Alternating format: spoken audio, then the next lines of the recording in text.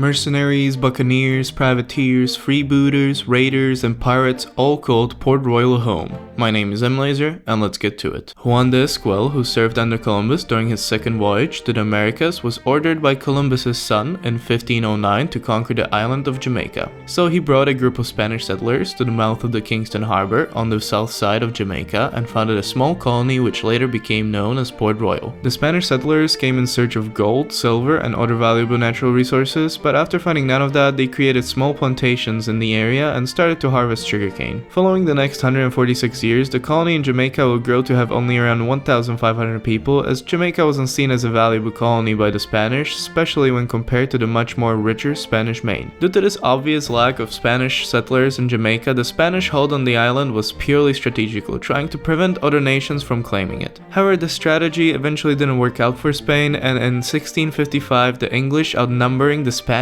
almost 5-1, took over the island, including the small town which they eventually named Port Royal. Soon after the English victory, many of the soldiers and officers who captured the island and the city either left or died due to diseases. This meant that Port Royal was yet again lacking the manpower to protect and build up the city. But the first English governor of Jamaica, Edward Dioli, had a plan. He decided to invite the Brethren of the Coast, a loose coalition of pirates and privateers commonly known as buccaneers, originating from Tortuga, to come and live in the city free of prosecution, and in return they would protect Port Royal. The pirates happily accepted this offer and started to be encouraged by the English to concentrate their attacks on Spanish shipping, whose interests were considered major threat to the city since, the English took Jamaica from them. Following the next 10 years, pirates increased their activity in Port Royal and the surrounding sea, mostly concentrating on the Spanish shipping. Many more people came to the city during this time, some seeking a pirate crew and some looking to be on a pirate crew. If you wanted to be a pirate, was a pirate, or just interested in pirates, Port Royal was the place to be. The pirates managed to flourish in Port Royal not only due to the city's open arms towards them,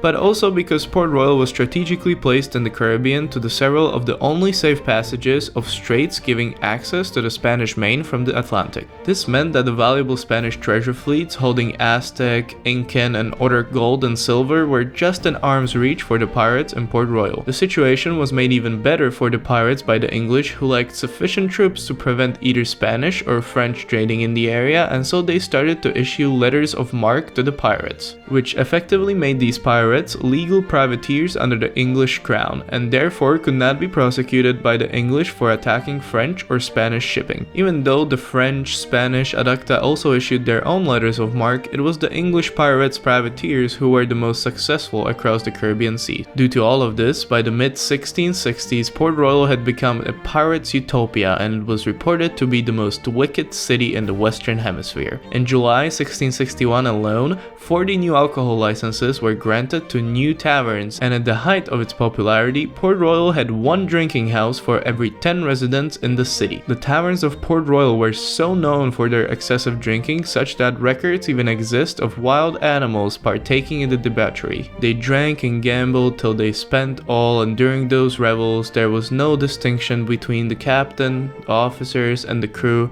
and all partook in frequent drunken quarrels. C.R. Pennell stated that during this time, pirates go to buy their weapons, nautical equipment, and munition in Jamaica, where they bring absolutely all the money they make. This made Port Royal a very rich city, but unfortunately it also made the inflation in Jamaica skyrocket, making lots of residents of the city homeless and willing to try anything, even piracy. However, the good times couldn't last forever, and the Treaty of Madrid in 1670 was the start of the downfall for the pirates and privateers living in the city. The treaty was an agreement between the Spanish and the English to stop issuing letters of marque, which effectively made privateering impossible overnight. This didn't stop the pirates from attacking trade ships and trade posts in the area, but now with no letters of marque, they had no protection from the law in Port Royal and slowly started to be captured and sent to the gallows for their actions. However, the conversion of Port Royal from a pirate haven to a pirate cemetery didn't happen right away. The decades of pirate influence in the city left its mark, and many pirate and former privateers held high offices in the city. But with the English now bolstering their military power in the Caribbean and cracking down on pirates, it was only inevitable till the last of the high-ranking pirate officers in the city would die. And that happened in 1688 when Henry Morgan,